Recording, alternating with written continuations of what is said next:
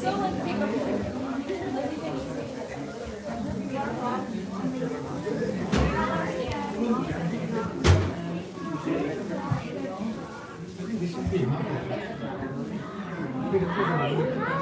just no, we need to sit also here. Yeah, I got it. We just put it on the top of it. Just roll it on top. Roll this on top of it. So roll, yeah, that's enough. And you put that one. So that will not get soaked.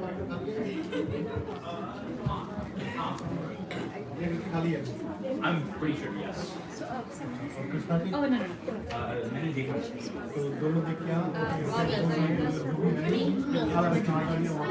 Will you give me a brownie?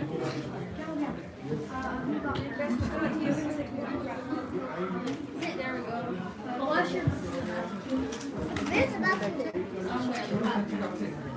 She's standing, look, she's standing.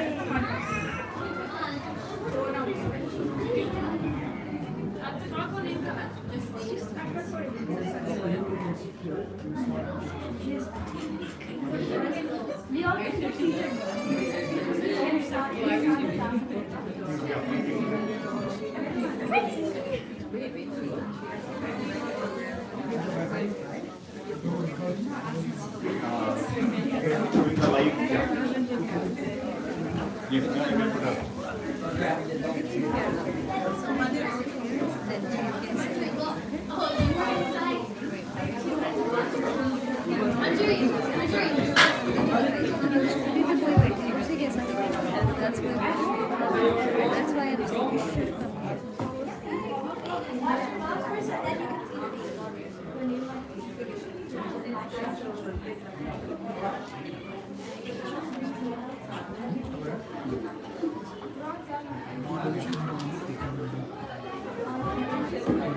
So it's not standing. Push it. This base should. Just make sure. Yes.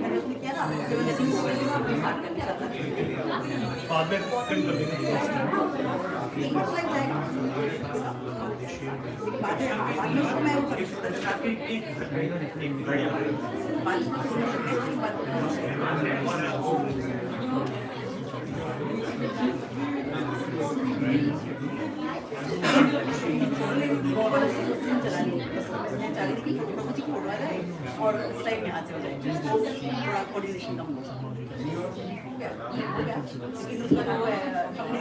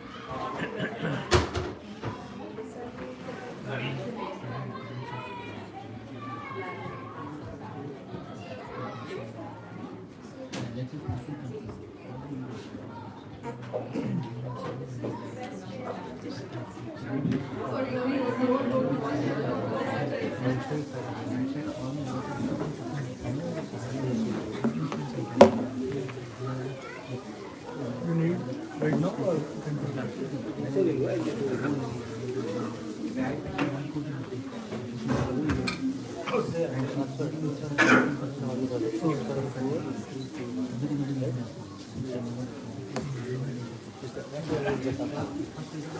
Half minute. Can this come this side? Huh? Can this come this side? Can you put the password? Good height.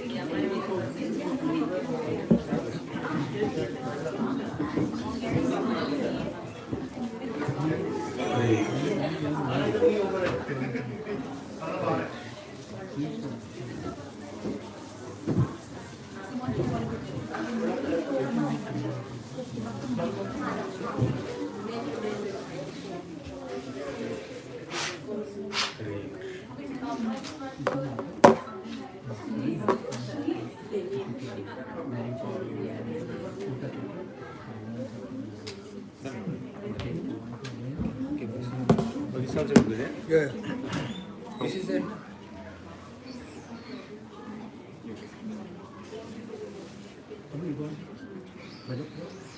It's a different class.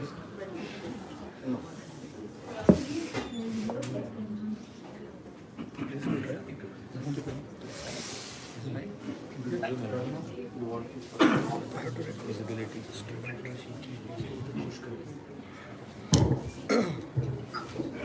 Hare Recording in progress. Om Namo Bhagavate Vasudevaya. Om Namo Bhagavate Vasudevaya. Om Namo Bhagavate Vasudevaya. Om Namo Bhagavate Vasudevaya. Om Namo Bhagavate Vasudevaya.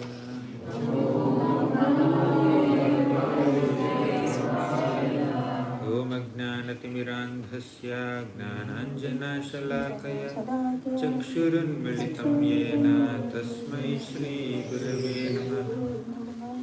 Shri Chaitanya Manobhishtam Sthapitam Yena Bhutale Swayam Rupa Kada Mahyam Dadati Swapadantikam Vandeham Shri Guru Shri Yuta Padakamalam Shri Gurun Vaishnavamsya Shri Rupam Sagrajatam Sahagana Raghunathanvitam Tam Sajivam Sadvaitam Savadhutam Parijana Sahitam Krishna Chaitanya Devam Shri Radha Krishna Pada Sahagana Lalita Shri Vishakhanvitam He Krishna Karuna Sindhu Deenabandho Jagatpate Gopesha Gopika Kanta Radha Kanta Namostute Tapta Kanchana Gaurangi Radhe Vrindavaneshwari Vrishabhanusute Devi Pranamami Haripriye Vanchakalpatarubhyascha Kripa Sindhubhya eva cha Patitanam Pavanebhyo Vaishnavebhyo Namo Namaha.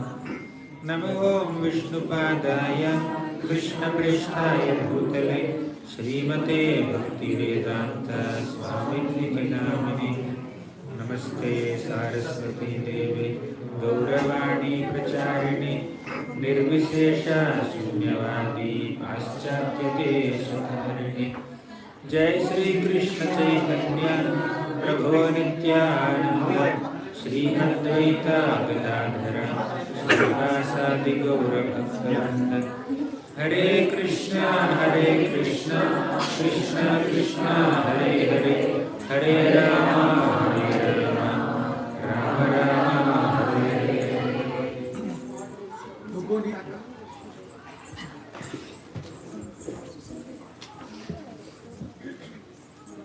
Hare Krishna. Hare Krishna. Should I give quick introduction?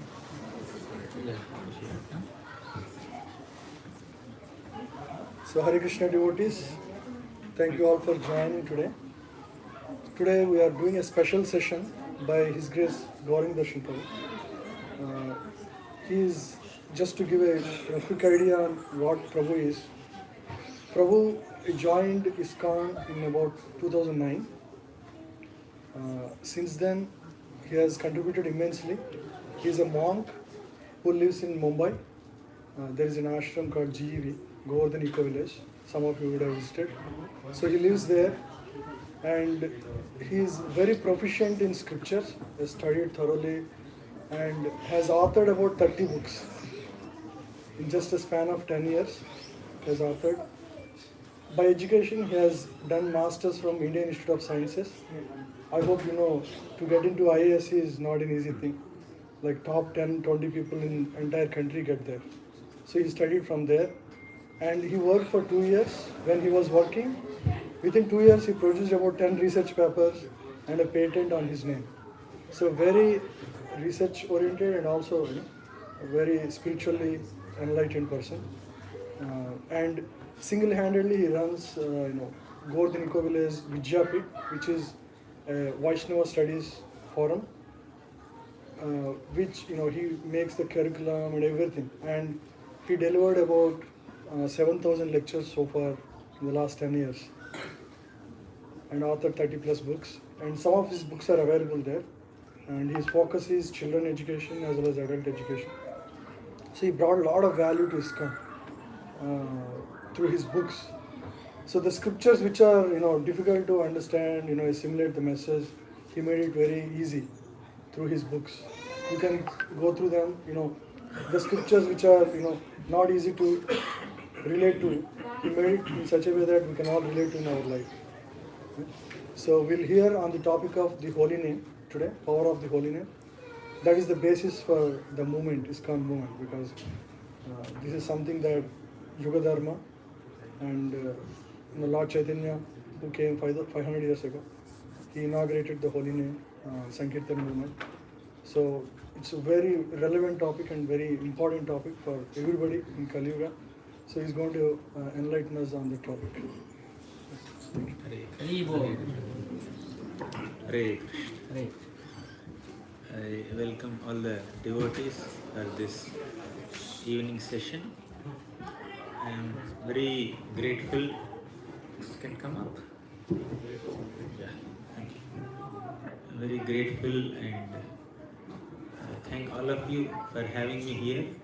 Last 3 days, I'm having a very great time at Seattle under the loving care and affection of so many devotees here. So every day I'm meeting at least 3 families for breakfast, lunch and dinner. And also on end up I'm meeting other devotees at temple and those who come to visit me during the daytime. So I can see a lot of enthusiasm, energy, sincerity in the hearts of all the devotees whom I am meeting at Seattle. I am having very great positive energy here. I am feeling that. Definitely I am very grateful for this opportunity. Your inspiring service attitude and your eagerness for Harikatha and also your enthusiasm in various services are some things that I carry home when I go back to GEV or in my further preaching journey. Definitely it's a very memorable visit to Seattle. These 3 days just passed like 3 minutes for me. Although I'm struggling to still sleep due to jet lag, different time zones. So lecture time is my sleep time. Okay, sleep time is my lecture time. So I had to adjust that. But despite all that, physical, personal inconvenience, there's a lot of inspiration. The river of inspiration is flowing here, and definitely I'm bathing in that inspiration river. So I was asked by the organizers of this event to speak the glories of the holy name of Krishna. What can be a more enlivening topic than glorifying the names of Krishna? So, at least 5,000 years back, the Supreme Lord Krishna appeared on this planet in a human form. And he very kindly and compassionately gave us the instructions of Bhagavad Gita.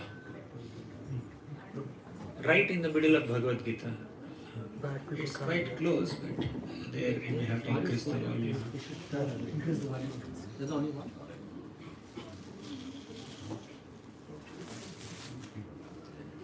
Hare Krishna. Yeah. Better? Okay. So, in the Bhagavad Gita, how many shlokas are there in Bhagavad Gita? What is the middle number of 700? 350 and 51. Because say even number, right? Middle will have two numbers. So, shloka number 350 is Mahatmanastu mam partha दैवीं प्रकृतिमाश्रिताः भजन्ति अनन्यमनसो ज्ञात्वा भूतादिमव्ययम्. So this is the 13th shloka of the 9th chapter of Gita. Shloka number 350, if you count it this way. So in this shloka, Krishna spoke about who is a Mahatma. Mahatmanastu mam partha. So who is a Mahatma? One who takes shelter of Daivi Prakriti. Daivim Prakriti Mashritaha. One who takes shelter of Srimati Radharani is called Mahatma. Daivi Prakriti is Srimati Radharani, the internal energy. Okay, that's the first quality of Mahatma. Second quality, Bhajanti Ananya Manaso. One who worships Krishna without any deviation in the mind. Okay, so that is also another quality of Mahatma. Bhajanti Ananya Manaso. Third, Ignatva Bhutadi Mavyayam. One who knows Krishna as the supreme origin of all living beings. Right? So these are the three qualities of Mahatmas: taking shelter of Srimati Radharani and worshipping Krishna, knowing him as the origin of everything. So shloka number 351. Who knows shloka number 351? 9.14. Any Gita Acharyas here? At least Gita students here? Bhakti Shastri. So that shloka also talks about Mahatmas only. What else do they do? Apart from taking shelter of Radharani and worshipping Krishna, they always chant the holy name of Krishna. Satatam kirtayanto mam yatantascha dridham vratah ye bhajanti tu mam bhaktya. Satatam kirtayanto mam yatantascha dridham vratah namasyantasya mam bhaktya nityayukta upasate. Right? So, in the 350, shloka number 350, Krishna spoke about Radharani. In shloka number 351, Krishna spoke about holy name. Because Krishna Nama and Srimati Radharani are very dear to the heart of Krishna, isn't it? So Krishna said this about Radharani, about the holy name of Krishna, and he waited for 4,500 years. Looks like people did not take it so seriously. Right? So I told them, Satatam kirtayanto mam. They should always chant holy name of Krishna. Okay? But they are not chanting. And I told them they should take shelter of Srimati Radharani, but they are not taking. So Krishna became concerned. After he concluded his pastimes, human pastimes on this earthly planet, Krishna went back to the spiritual world and he started thinking, how should I make these people understand these two shlokas of Bhagavad Gita in a much better manner? They should understand Mahatmanastu mam partha daivim prakriti mashrita. They should understand Satatam kirtayanto mam yatantascha dridham vratah. Kirtan and Radharani. I should inaugurate this process. So he appeared as Sri Chaitanya Mahaprabhu. I told them to chant the holy names of Krishna. Looks like I have to personally chant and make them chant. Then he will chant. Then they will chant. That's what he felt. So sometimes when a teacher is teaching A, B, C, D to the kids, teacher also may have to write A, B, C, D. Teacher knows A, B, C, D, right? Any teachers here doing some homeschooling, so the kids don't know A, B, C, D, but the teacher knows A, B, C, D, but the teacher has to write A, B, C, D, right this way to show to the kid. Sometimes the teacher may have to take the hand of that little child and then write along with the child A, B, C, D, right? That's what the supreme teacher, Krishnam Vande Jagadguru. He is the supreme universal teacher, right?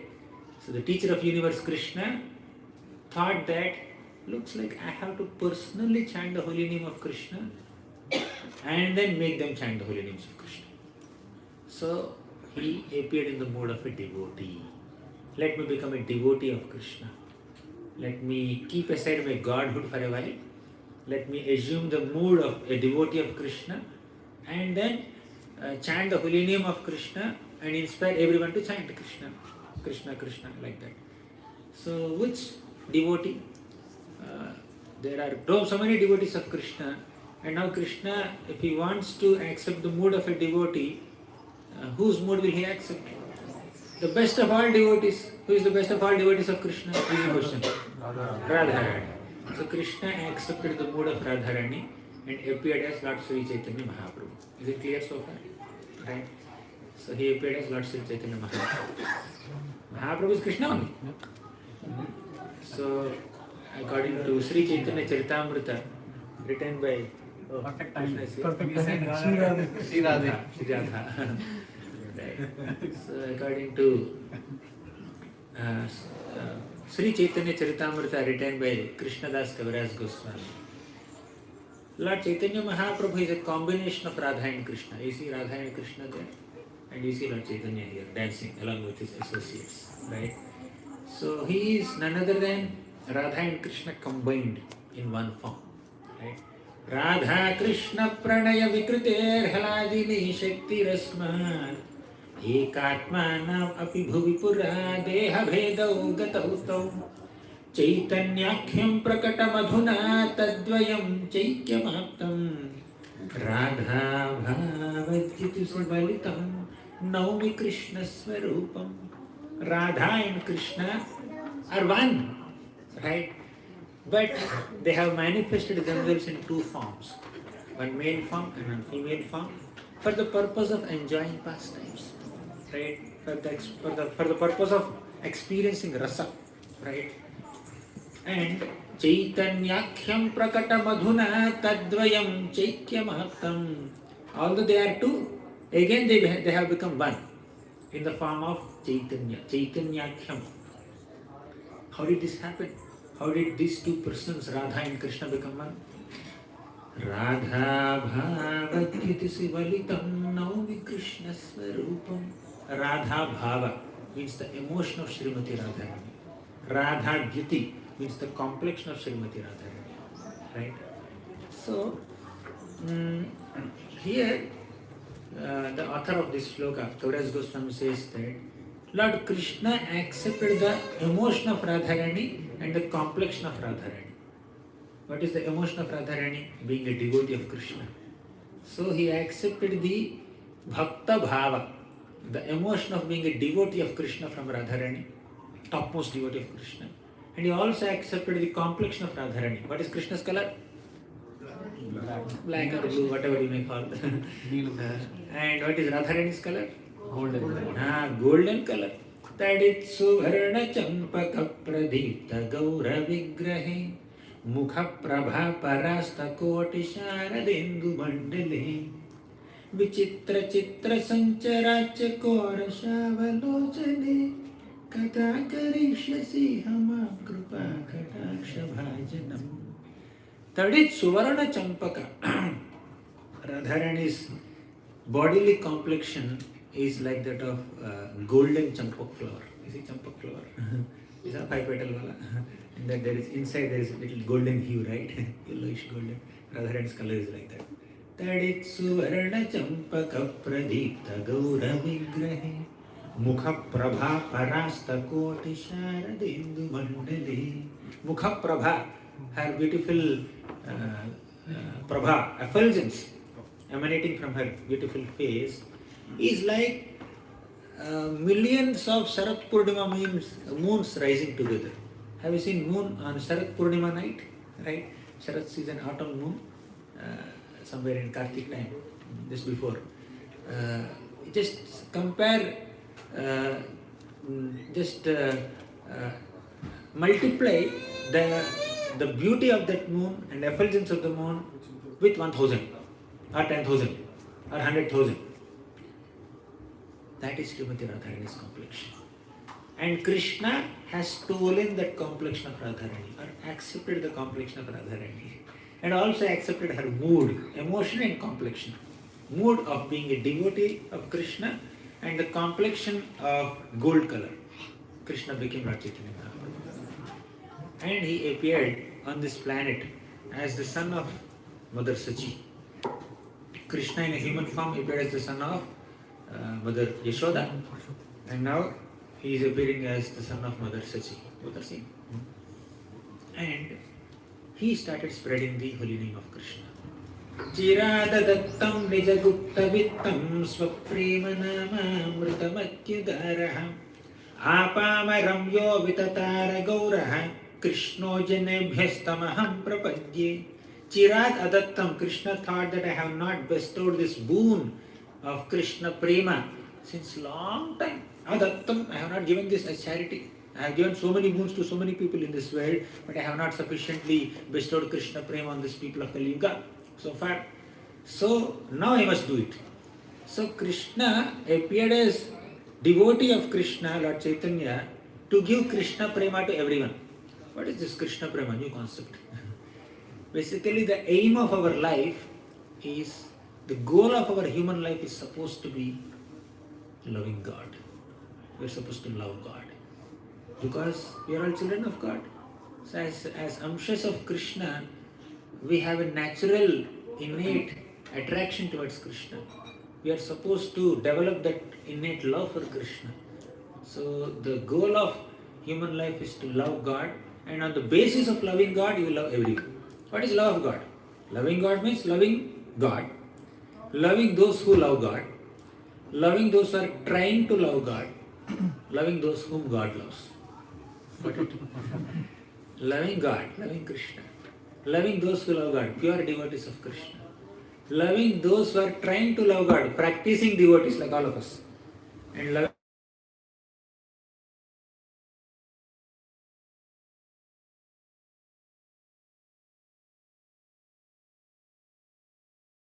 being is a child of God. Thus the Lord always loves every single living being. If we love Him, naturally we love everyone else. So that's the purpose of life. Is Krishna prema, love of God, by chanting Krishna Nama. So Lord Chaitanya Mahaprabhu appeared as a devotee of Krishna, or Lord Krishna appeared as Chaitanya Mahaprabhu, a devotee of Krishna, to inspire everyone to chant Krishna Nama to attain Krishna Prema. Clear? By chanting the name of Krishna, we develop love for Krishna. And that's the goal of our life. Do you agree with this? Is it clear so far? Is it getting too technical? So, Swaprema Nama Amritamatyudaraham Apamaramyo Vitatara Gauraha Krishno Janebhyastamaham Prapadye. So, Lord Chaitanya Mahaprabhu is mercifully, very benevolently, very munificently distributing this great treasure of Krishna Prema to every single living being by inspiring them to chant Krishna Nama. That's the purpose of his incarnation, apart from many other purposes, right? Is Radha and Krishna combined. So, why holy name of Krishna? What is so special about the name of Krishna? Simple reason. If you want to love somebody, or if you love somebody already, either you want to develop love for someone or you already love someone, isn't it natural for you to constantly say the person's name? So you love Krishna, you say Krishna, Krishna, Krishna, Krishna, Krishna, hundreds of times you say it, you develop love for that person. Or if you already love that person, you naturally say Krishna, Krishna, Krishna, like that, right? So it's a means to develop love for a person. If you are constantly chanting the name of the Lord, it's a means to develop love for God. Now there is another element also. So love of God is like on a very high stage. At our stage, at the level of a normal, average, conditioned living being, we all may not be me, people like me. People like me think that we are the enjoyers, we are the controllers, we are the masters, we are the proprietors, we are the creators, we are something. There's a sense of false ego, right? There's a sense of superiority complex. I am good, I am this, I am that. There is a sense of overly identifying oneself as great, right? But if we chant the names of God, Krishna, Krishna, Krishna, Krishna, Krishna, consciously or unconsciously are declaring that yes, this person is greater than me. Slowly you are developing humility, isn't it? So, why are we living in this material world, rotting in this material existence, experiencing unlimited material miseries, so many difficulties? Anyone here without any difficulties in life? Here, please raise your hands. Right? So, even if you raise your hand, I will not believe you. Right? So, just because you raise your hand, I don't have any difficulties. I don't think that I will believe you. So, why are we rotting here in this material existence? Birth, death, old age, disease. Birth is such a painful experience, all of us have forgotten, but it's painful, right? And as we grow, and during the lifetime, we have to do so many things which we may not like to do. Anyone here who is doing everything in life that you like to do only? You are supposed to do something which you don't like also, right? Many times. In fact, things that we don't like to do are more than things we like to do. Right, naturally. So that's how life is. But is there a possibility that I can do something which I just want to do? Is there anything that can give me permanent happiness?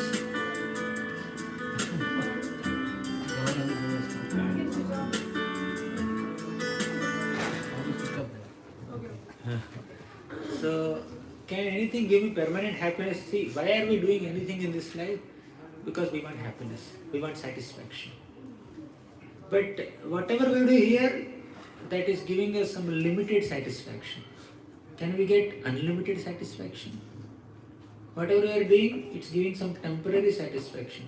Can we get permanent satisfaction, eternal satisfaction? Yes, you can get.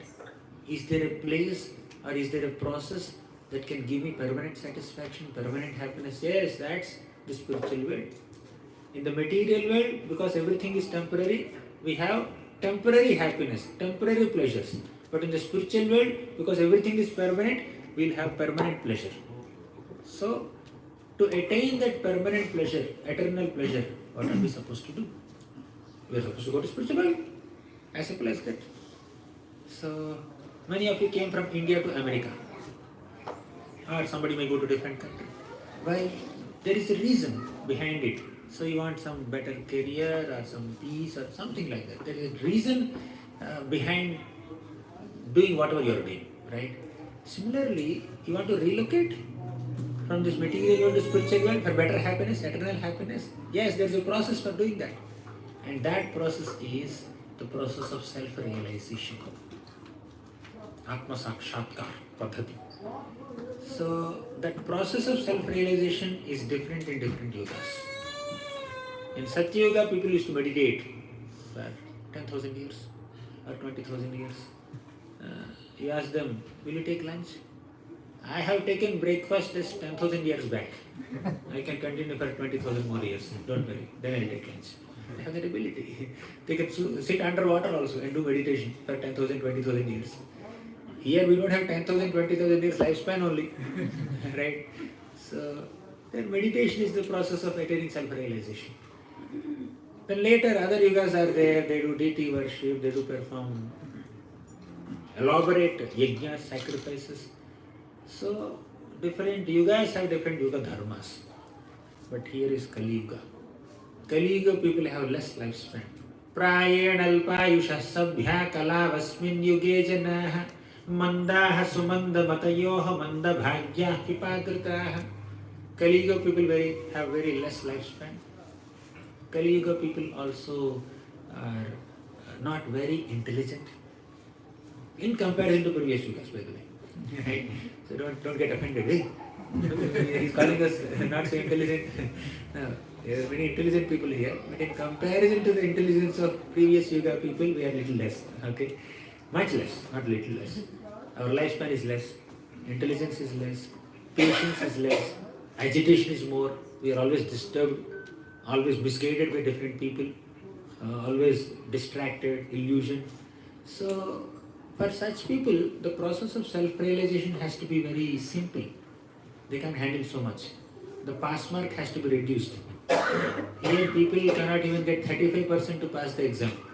So it has to become 30, 20, 15. I will sit in the exam at least. At least sit in the exam, I will pass you. That also people are not ready.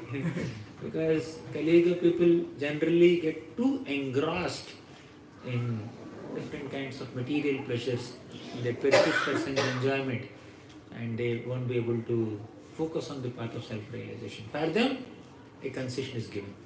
Just chant this holy name of Krishna, you will transcend this material world. You will attain the spiritual world. That's the process of self-realization. Right? Kaler dosha nidhe rajan aste eko mahan gunaha kirtanadeva krishnasya mukta sangaha param brajet. Although Kali Yuga is an ocean of faults, dosha nidhe rajan aste eko mahan gunaha. There is one good quality. What is that? Kirtanadeva Krishnasya, just by chanting the holy names of Krishna, Mukta Sangaha Param Rajet, you can attain self-realization, you can attain the spiritual world, you can attain Mukti. That's the speciality of Kali Yuga. So, the path of self-realization has been made very simplified. It's very simple now in Kali Yuga. So, Yuga Dharma is Kali Yuga Dharma is to chant the holy names of Krishna. And Lord Chaitanya Mahaprabhu appeared on this planet to establish that Yuga Dharma, to inspire everyone to chant the holy names of Krishna. Hare Krishna, Krishna Krishna, Hare Hare, Hare Rama, Rama Rama, Hare Hare. Iti Shodashakam Nam Kali Kalmashanasanam. This 16-word Mahamantra is Kali Kalmashanasanam. It can completely destroy all the ill effects of Kali Yuga. So there is no other way. Hare Nama, Hare Nama Iva Kevalam. Kalau nastyeva gatiranyatha. There is no other way in this Kali Yuga apart from chanting the holy names of Krishna. I think this Zoom is gone. So, this is the repeated teaching of all scriptures, that you chant the holy names of Recording in Krishna progress. and you will be able to attain Krishna. So, the Supreme Lord Krishna personally appeared in the form of a devotee to inspire all of us to chant the holy names of Krishna and also introduce us to Radha Prema. Okay. So, without Lord Chaitanya Mahaprabhu, we could not have had access to Krishna Nama, Krishna Prema, Vrindavan Dham and Srimati Radharani. There's a great devotee named Prabodhananda Saraswati. You know Prabodhananda Saraswati, anyone here? He wrote a beautiful shloka about Lord Chaitanya Mahaprabhu. He said, Prema Nama Bhutartha Shravana Pathagataha Kasya Nama Hinna Koveta Kasya Vrinda Vana Vipina Maha Madhurishu Pravesha Kova Janati Radham Paramarasa Chamatkara Madhurya Simam Ekas Chaitanya Chandraha Paramakarunaya Sarvama Vishchakara Prema Nama Adbhutartha. Prema, Krishna Prema is the Adbhuta Artha, is the wonderful goal of your life. Who established it? Lord Chaitanya Mahaprabhu. Prema Nama Adbhutartha Shravana Pathagataha Kasya Nama Hinna. He has given us this understanding that through Shravanam process, he has given us this understanding that you please chant the holy name of Krishna and you will attain the goal of your life, which is Krishna Prema. Through Krishna Nama, you can attain Krishna Prema. Who taught this to us? Lord Chaitanya Mahaprabhu. Lord Krishna in the form of his devotee Chaitanya Mahaprabhu. Prema Nama Bhutartha Shravana Pathagataha Kasya Nama Hinna Koveta Kasya Vrinda Vana Vipina Maha Madhurishu Pravesha. Without Lord Chaitanya Mahaprabhu's mercy, who would have had access to the nectarian sweet mellows of Vrindavan Dham. He introduced us to Vrindavan Dham. He is the one who went to Vrindavan Yatra, excavated so many holy places like Radhakund and Shyamakund and many other places. He introduced us to Vrindavan Dham. Without Lord Chaitanya Mahaprabhu, who would have had access to Vrindavan? Ko va janati radham paramarasa chamatkara madhurya simam. Who would have understood that Srimati Radharani is the limit of Krishna Prema, is the limit of conjugal rasa, right? So Srimati Radharani is the best devotee of Krishna, topmost of all the devotees of Krishna. Whatever little devotion that all of us have towards Krishna is just a part and parcel, a small amsha of Srimati Radharani's devotion to Krishna. If you are able to love Krishna, it is only by Radharani's grace. Right? Who is a Mahatma? Mahatmanastu mam partha daivim prakritim ashritaha. So if you are a Mahatma, you are a great soul. You are supposed to take shelter of Srimati Radharani. Right? Only by the shelter of Srimati Radharani we will be able to develop some iota of inclination, iota of inspiration or enthusiasm to serve Krishna, to love Krishna. Ko va janati radham paramarasa chamatkara madhurya simam ekas chaitanya chandraha paramakarunaya sarvamavishchakaraha. It is only Chaitanya Charitam, Chaitanya Mahaprabhu, Chaitanya Chandraha. With his great compassion, he has done avishkar of all these things. He has inaugurated Krishna Nama, Krishna Prema, Vrindavan Dham and Radharani to all of us. Right? So Krishna wanted to glorify Srimati Radharani. That's why he appeared as Chaitanya Mahaprabhu and established Radha Tattva and her as the supreme worshipper of Krishna, Parama Aradhika. So we'll attain that Krishna Prema following the footsteps of the supreme devotee of Krishna, Radharani, by chanting Krishna name, Krishna's names. So that's the purpose of Krishna's appearance as Lord Chaitanya Mahaprabhu. So, what is the potency of this holy name of Krishna? What is the power? The power of holy name of Krishna is that it can mesmerize anyone into uncontrollably loving Krishna, uncontrollably getting attracted to Krishna. Krishna. In these two syllables, unlimited nectar is embedded. There is a great saint named Rupa Goswami. Anyone knows Rupa Goswami? He wrote a shloka about the holy name of Krishna. Very beautiful. Tunde tandavi niratim vitanute tundavali labdhaye karna kroda kadambini ghatayate karnarbhute bhyaspruham cheta prangana sangini vijayate sarvendriyanam kritim no jane janita ki yadbhiramrtai krishneti varnadvaji tunde tandavini radim vitanute. When this holy name of Krishna is dancing on my tongue, I desire millions of tongues, because one tongue is not sufficient to relish the sweetness of Krishna's name. Therefore, I need millions of tongues to relish Krishna's name. That is his aspiration. Tunde tandavi niratim vitanute tundavali labdhaye karna kroda kadambini ghatayate karnarbhute bhyaspruham. When the sound Krishna is entering my ear holes, I desire millions of ears. Just 2 ears are not sufficient enough to relish the sweetness of Krishna's holy name. Therefore, I desire millions of ears. One name Krishna can make you desire millions of tongues to chant the name and desire millions of ears to hear that name. That's the greatest ecstasy. By the way, all of us have this potency. All of us have this ability to relish Krishna's name to this extent. But it's covered because of many other desires. So we should transform those desires into spiritual desires. Okay.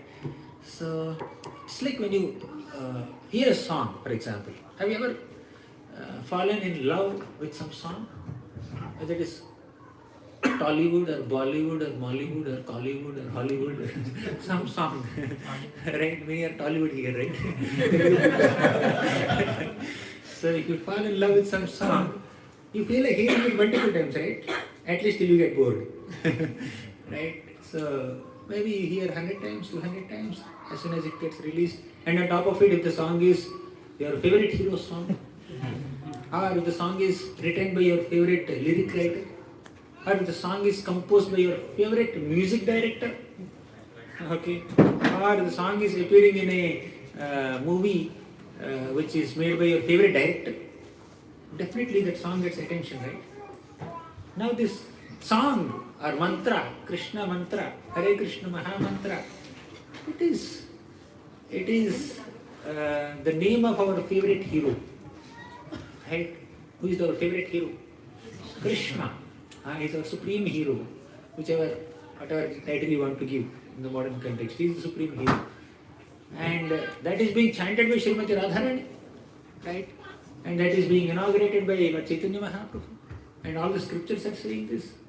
Do you need any other reason why you can't fall in love with this name Krishna, Krishna, or this song of Hare Krishna Mahamantra? So, Rupa Goswami is very eager. Chetaha prangana sangini vijayate sarvendriyanam kritim. When the holy name of Krishna is dancing in the courtyard of my heart, all my senses become inert. I don't feel like enjoying on my senses plane. For example, you are watching a movie on a screen, nicely. And the movie is so attractive, so engaging, so engrossing, and your eyes are totally fixed on it, your mind is totally fixed on it. Your mother is calling you, come here, beta, come here. You are not hearing that sound only. Right? Somebody is, your brother is calling, okay, just moving your hand, but you are not responding to that call because it is observed there. So, even on a material plane also, if you are observing something, naturally, all other senses become inert, right? So, the holy name of Krishna has the ability to completely captivate our consciousness, completely enchant us and overwhelm us with so much ecstasy that we become oblivious to the surroundings. Holy name has a potential. No jane janita ki yadbhiramritaihi krishneti varnadvayi. I don't understand what great nectar is embedded within these two syllables, Krishna. Krishneti varnadvayi. Varna means syllable. Dvayi means two. Krishna. These two syllables, Krishna, contains so much of nectar that we really get overwhelmed by it. Right? So, that's why Lord Chaitanya Mahaprabhu is constantly doing Varnan of Krishna. He also says this, Krishna Varnam Tvisha Krishnam Krishna Varnam Krishna Krishna Sango Pangastra Parshadam Sango Pangastra Parshadam Yagnaihi Sankirtana Prayahi Yajantihi Sumedhasaha Krishna Varnam, Krishna, these two syllables, Varna means syllables. So Lord Chaitanya Mahaprabhu is constantly seen chanting these two syllables, Krishna, Krishna, Krishna. He says, Krishna, Krishna, Krishna, Krishna, Krishna, Krishna, Krishna, Hey. Krishna, Krishna, Krishna, Krishna, Krishna, Krishna, Krishna, Hey. Krishna, Krishna, Krishna, Krishna, Krishna, Krishna, Krishna, Hey. Krishna, Krishna, Krishna, Krishna, Krishna, Krishna, Krishna, Hey. Krishna, Krishna, Krishna, Krishna, Krishna, Krishna, Raksham. Krishna, Krishna, Krishna, Krishna, Krishna, Krishna, Rakshama. Krishna, Krishna, Krishna, Krishna, Krishna, Krishna, Krishna, Hey. Krishna, Krishna, Krishna, Krishna, Krishna, Krishna, Krishna, Hey. Rama Raghava, Rama Raghava, Rama Raghava, Rakshama. Rama Raghava, Rama Raghava, Rama Raghava, Rakshama.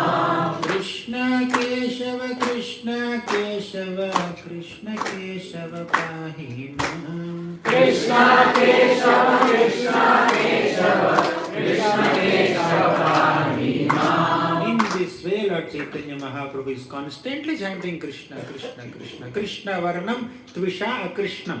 His Tvisha, his bodily complexion is non-blackish. Krishna word has another meaning, black. Okay, so he's not black, he's golden. Akrishnam. Krishna Varnam Tvisha Akrishnam. He's constantly doing Varnan of Krishna or chanting the syllables Krish and Na in a body, in a golden complexion. Krishna Varnam Tvisha Krishnam. Sa Anga Upanga Astra Parshadam. He is accompanied by all his loving associates like Nityananda Prabhu, Advaita Acharya, Gadadhar Pandit, Srivas Thakur, Haridas Thakur. So all these great personalities are there with him, right? So Yagnaihi Sankirtana Prayai Hijantihi Sumedhasaha. So he is constantly engrossing himself in the Sankirtana Yajna. He is chanting the holy names of Krishna and inspiring everyone else also to chant the holy names of Krishna. And he is infusing everyone with Krishna Prema through Krishna Nama. So that's the purpose of his appearance, and this is the degree to which one can relish the holy name of Krishna. All of us by default, whether you understand it today or tomorrow, whether you realize it tomorrow or after 10 lifetimes, all of us have to come to this realization that we are all lovers of Krishna. We are all servants of Krishna. That's our identity. Jivera Swarupa hai Krishnera Nityadas. Our real Swarupa is to be an eternal servant of Krishna, and that service attitude can be invoked by chanting the names of Krishna constantly. Krishna, Krishna, Krishna, Krishna, Krishna. Like that. So, this Krishna mantra, Hare Krishna mantra, has the ability to completely overwhelm our consciousness with Krishna Prema and remove anything that is unwanted in our existence, in our systems. So, this Krishna mantra is glorified in various scriptures in various ways. We'll discuss few of them. Topic is glories of the name of Krishna, right? So, in the Mukundamala Stotra, Kulashekar Alvar, a South Indian Acharya, he says, and by the way, this chanting of the holy names of the Lord is not the method only for Gaudiya Vaishnavas. Even all other Vaishnava Sampradayas also emphasize on chanting the holy names of the Lord. Right? Shatruchedai Kamantram Sakalam Upanishad Vakya Sampurja Mantram Samsaro Cheda Mantram Samuchita Tamasaha Sangha Niryana Mantram Sarvaishwaryai Kamantram Vyasana Bhujaga Sandashta Santrana Mantram Jihve Sri Krishna Mantram Japa Japa Satatam Janma Safalya Mantram Shatruchedai Kamantram. All the Shatrus in our hearts, our Shatrus are not outside. We may say, he is my enemy, she is my enemy. They are not your enemies, by the way. They are also children of God. They are like you. Okay? The real enemies of a person are within. Lust, envy, pride, greed, kama, krodha, lobha, moha, mada, matsara, envy. These are the real enemies. Shatruchedai Kamantram. When you chant Krishna mantra, all the enemies within your own heart are destroyed. All that lust, envy, pride, greed will be destroyed by chanting Krishna mantra sincerely. Shatruchedai Kamantram Sakalam Upanishad Vakya Sampurja Mantram. And this mantra, Krishna mantra, is being worshipped by, or established by, or glorified by all Upanishads. All the scriptures are recommending this mantra only. Right? Sakalam Upanishad Vakya Sampurja Mantram Samsaro Cheda Mantram. Samsara, our material existence, or whatever attraction we have towards material existence, is destroyed by this Krishna mantra. Are you still excited in samsara? Right? Are you not fed up? Are you not exhausted? Are you excited or exhausted? Fighting these threefold material miseries, birth, death, old age, disease, financial problems, relationship problems, what else? Health problems. So many problems. The material world is meant to exhaust us, not excite us. Right? And the so-called excitement that material world gives us is to keep you here. to make you more exhausted. Right? So her Maya's agenda is to exhaust you. To exhaust you, she will excite you.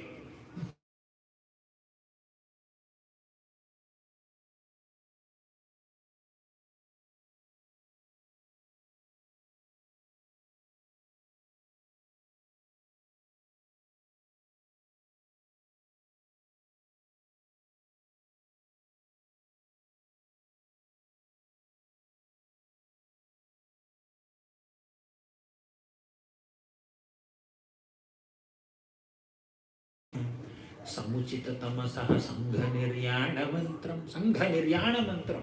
You can retire from your attachments to this material world by chanting Krishna's name. If you want to maintain, beware, don't chant. Right? If you want to get relieved of this material attachments, then we can chant. You're invited for this. Right? Sangha niryana mantram. Sarvaishwaryaika mantram. This mantra, Krishna mantra, can give you all Aishwaryas. What Aishwarya? Like Aishwarya? Money. This is not the real Aishwarya. Our Aishwarya is not dollars or rupees or pounds or what else, gold or diamonds or silver. Our real Aishwarya is Krishna Prema. We discussed it. The supreme goal of life is to love God. So when you chant the name of Krishna, you will be bestowed with the Aishwarya of Krishna Prema. All of us will be showered with the greatest treasure of Krishna Prema. Sarvaishwaryaika mantram vyasana bhujaga sandashta santrana mantram. Bhujaga means snake. Vyasana bhujaga means the snakes of our bad desires, snakes of our bad habits, snakes of our material attachments. Vyasana bhujaga sandashta santrana mantram. So by chanting Krishna's names, what happens is, the name of Krishna will act like a snake charmer to subdue all the snakes of our material desires. Sometimes a snake charmer will have some special flute, right? Not flute. Bean. Huh? Bean. Bean. They call it a bean. Or Whatever, bean. So that instrument he will just play and somehow subdue the snake. Similarly, to subdue the snakes of our material desires, chant Krishna mantra. Right? Vyasana bhujaga sandashta santrana mantram jihve Sri Krishna mantram japa japa satatam janma safalya mantram. You want to make your life purposeful, meaningful, fruitful? Janma safalya mantram. Then chant Krishna mantram. Jihve Sri Krishna mantram. With your tongue, chant the name of Krishna. The purpose of having a tongue is to chant Krishna's names. Right? There is no other purpose. Right? Or glorify Krishna. So make your life more meaningful. So there are so many other yogis and other spiritualists. They try to attain liberation in 100 different ways. But we have a very easy way. So Rupa Goswami says further in a book called Padyavali, he says that Yoga Shritya Papatti Nirjanavana Dhyanadbhasam Bhavita Swarajyam Pratipadya Nirbhayamami Mukta Bhavantu Dvija Asmakam Tu Kadamba Kunja Kuhara Pronmiladin Divara Shreyanishyamala Dhama Nama Jushatam Janmastu Lakshavadhi. He says that there are so many yogis and jnanis, they want to attain liberation. They enter nirjanavanas. Yoga shritya papatti nirjanavana dhyanadvasam bhavita. These yogis, they enter nirjanavana. Nirjana means secluded places. No jana.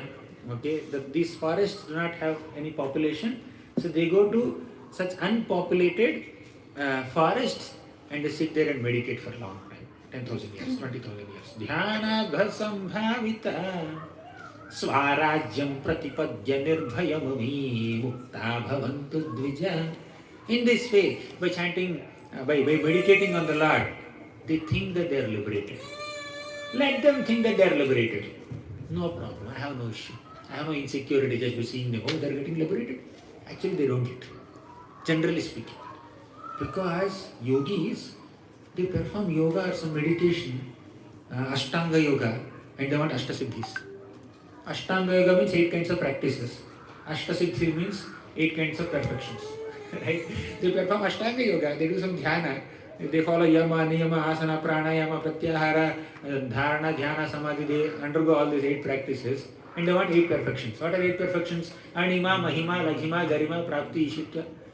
They want to become greater than the greatest, smaller than the smallest, lighter than the lightest, heavier than the heaviest. They want to walk on water. They want to close their eyes and fly. These are different mystic siddhis. By these mystic siddhis, your heart will never get nourished. Just somebody got some power to walk on water. Anyone can walk on water here? Without a boat. So they can walk on water without a boat. Say they got that siddhi to walk on water. Just for argument's sake, let's agree. Will that ability to walk on water give him any happiness? Anyone here? You know where they get the happiness from? They advertise that I can walk on water or I can rise above myself in water. Some people, while meditating, they go above the ground level. Right? What is that called? Levitation. Okay, whatever it may be. So they rise above the ground level. So will that give any special ecstasy to them? Right? They may, but is there any permanent happiness in that? Generally, where they get happiness from? They make an advertisement, they make a poster and send on WhatsApp. So and so person is walking on water or flying in the sky. Come and watch. Okay, 7 p.m. CST, PST. 7 p.m. PST, go to that lake. He is walking on water. And all the people will just assemble on the shore of the lake and they will see this person walking on the water. Wow, they clap. Okay, in that clap, he will get happiness. That's all. And while clapping, they will also throw some dollars. Okay, take this, and he will accumulate that money. That's what these mystic siddhis do. But there may be other mystic siddhis, they have different things to accomplish. But in a sense, mystic siddhis will not give satisfaction to your heart. Okay? And they may generally not give liberation also. Even if you assume that they attain liberation, merge into the effulgence of the Lord Brahma Jyoti, it's not a very exciting achievement. So therefore, Prabhu Goswami says, Yoga Shrutyupapatti Nirjanavana Dhyanadha Sambhavita Swarajyam Pratipadya Nirbhayamami Mukta Bhavantu Dvija. Let them think that they are muktas. Let them think that they are liberated. But what about you? Asmakam tu kadamba kunja kuhara pronmila dindivara Shriyani shyamala dhamana majushatam Janmastu lakshavadhi. Rupa Goswami says, as far as I am concerned, I am excited with something else. What is that something else? Kadamba kunja kuhara. Just imagine there is a beautiful forest. This is not Nirjanavana. This is Kadamba Kunja in Vrindavan. Just imagine there is a Kadamba Kunja. You understand Kadamba Kunja? Kadamba is the tree, special tree that has round flowers. Okay, not like these petals, roses or shevantis. They are round flowers like balls and their filaments just come out like that, right, like hairs. Okay, they are yellow, bright yellow. So just imagine there is a Kadamba forest, Kadamba Kunja grove. In the midst of the Kadamba grove, there is a beautiful lake with crystal clear, transparent waters. And in that lake, just imagine, there are nicely blossoming blue lotuses. Right? And the lake is filled with blue lotuses, and this Kadamba pollen, yellow pollen is falling on this surface of the lake, and you can see blue and yellow. Just imagine the beauty of that place. Right? And there is fragrance everywhere. There is pleasant sight to see, and there is pleasant fragrance also. So Krishna's bluish body with yellow dhoti is compared with this scene of Kadamba Kunja Kuhara Pronmila Dindivara.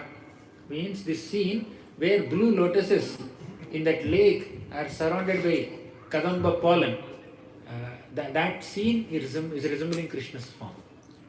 So I am personally excited to chant the name of the blue boy Krishna perpetually and meditate on the beautiful form of Krishna, and this is sufficient for me. I don't need mukti. I don't need yoga siddhis. So, Janmastu Lakshavati, even after millions of lifetimes, I just want this privilege of chanting the holy names of Krishna who has such a beautiful form. Right? So, in comparison to this Ananda, happiness of chanting Krishna's names, that Ashtasiddhi Ananda or Mukti Ananda is insignificant. That's what he says. Okay.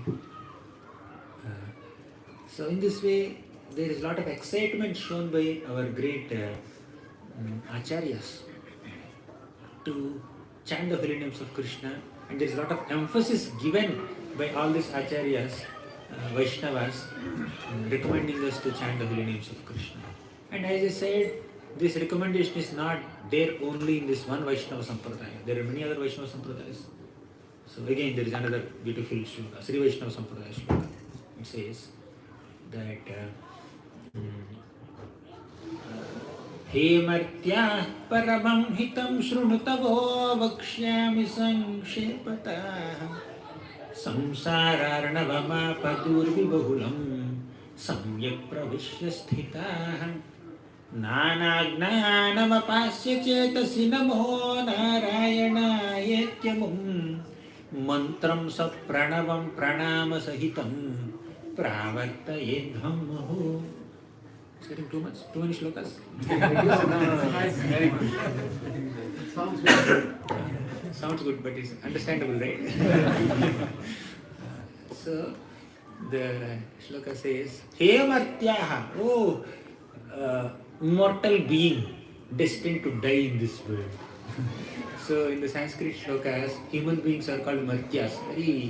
Very sophisticated address, it seems like that. But Martya means one who is destined to die. Because in the material world, everyone is supposed to die. In the spiritual world, no one will die. Right? So, Martya, you want to enter the spiritual loka? Then please listen to me. He Martya Paramam Hitam Shrunutavo. I am going to tell you something which is extremely beneficial to you.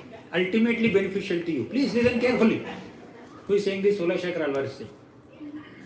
And you may say, I am very busy. I have 10 other things to do. Don't ask me to listen to you. I don't have time for class now.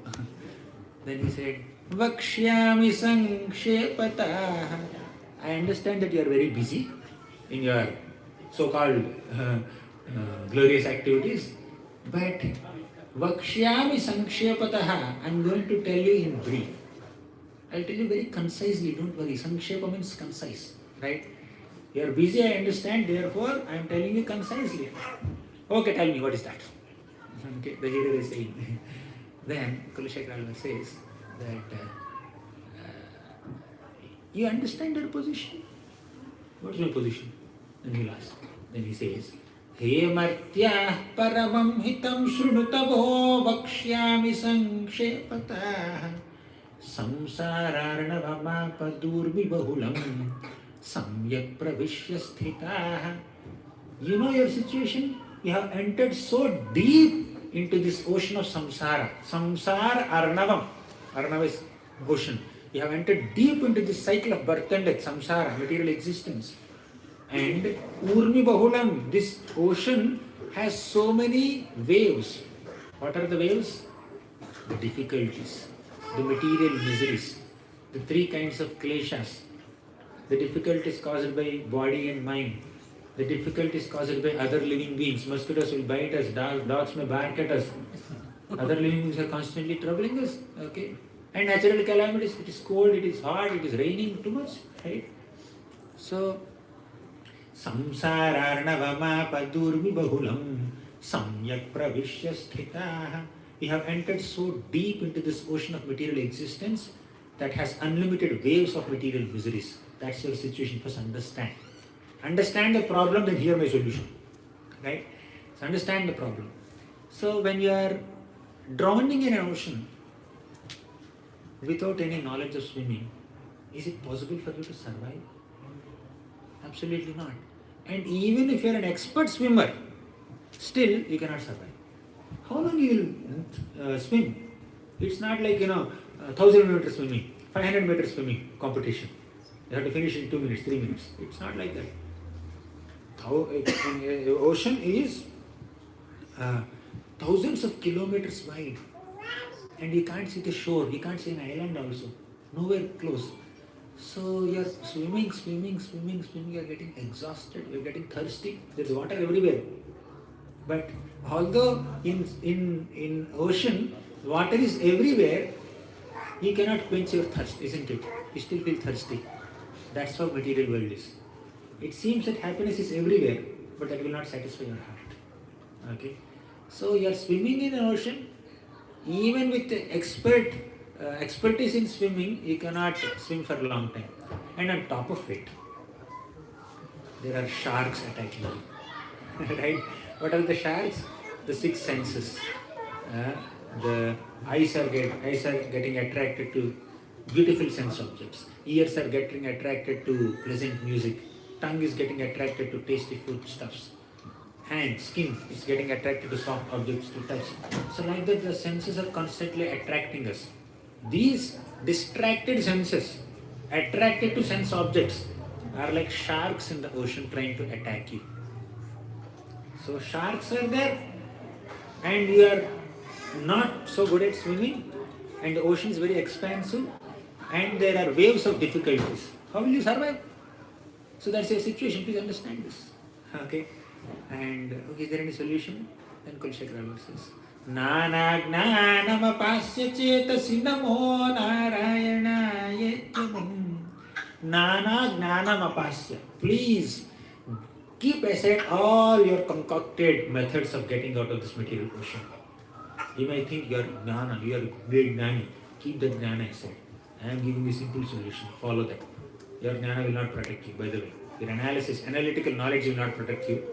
Only my solution will protect you. Nana gnanam apasya chetasi namo narayanaye tyamam.